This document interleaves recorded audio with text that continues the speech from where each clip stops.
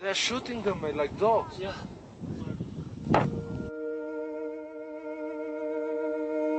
Eight o'clock, one freezing morning at the Nepalese border. At 5,700 meters altitude, it seems the time is always frozen. Dozens of Tibetans are walking in line silently through the mountains of snow, trying to reach India and see the Dalai Lama, their spiritual leader. The deep silence of the camp, where Romanian and foreign climbers gathered, is killed by a machine gun. Everybody can see a Chinese soldier standing in the shooting position. He opens fire. The bullets hit human flesh. Tibetans fall to the ground. One of them seems to escape the bullets but is hit by a second round. He dies in the snow. As if nothing happened, the group of pilgrims walks away and never looks back. The ProTV cameraman gets the incredible scenes on tape. He is 1 kilometer away from the Tibetans when he watches another victim falling down. The Danish and the British climbers are simply overwhelmed by what they see. It's very strange for me to see all this thing happens, to see this thing happen so close. I'm not used to it. I don't know what right the Chinese think they have to do things like this. There's no need to kill.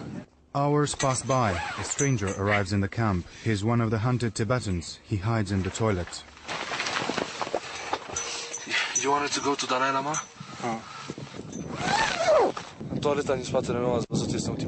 There's a Tibetan in the toilet behind me, hiding from the Chinese military. Another Tibetan man was shot and left to die in the snow over 5 hours ago. I saw the soldiers firing. Sergio makes a risky move. He helps the Tibetan with some clothes and food. I gave him some of my clothes. I also shared with him some food I had. In the distance, 3 Chinese soldiers count their victims. Undisturbed, they leave one body in the snow. Trying to find new information, the Chinese soldiers enter the climbers' camp. They have more than 20 prisoners, 7 of them are children. For them, the pilgrimage to the Dalai Lama will end in a jail cell. The Chinese soldiers are smoking, relaxed. For them, it's just another successful mission. In spite of what all the climbers witnessed, the Chinese news agency, Xinhua, announces that Chinese frontier soldiers tried to persuade the group of Tibetans to go home, but the Tibetans refused and attacked the soldiers. These were then forced to defend themselves and to wound 2 persons. This is just another episode from an endless story. It started 47 years ago when the Dalai Lama was forced by the Chinese troops to flee in Dharamshala. Now the Dalai Lama heads the Tibetan government in exile from India.